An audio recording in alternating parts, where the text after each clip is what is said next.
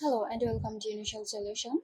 In today's tutorial, I will show you how to delete a row in Google Docs. So let's start the video.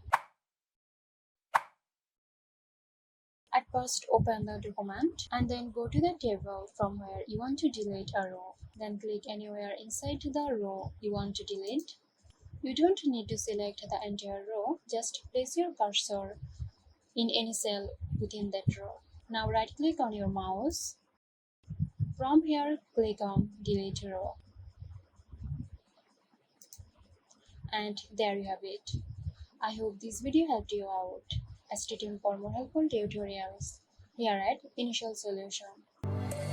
This video is sponsored by Zerosoft. Zerosoft offers graphic design, UI UX design, digital marketing and web development. Elevate your brand with Zerosoft today. For more details, check the description box.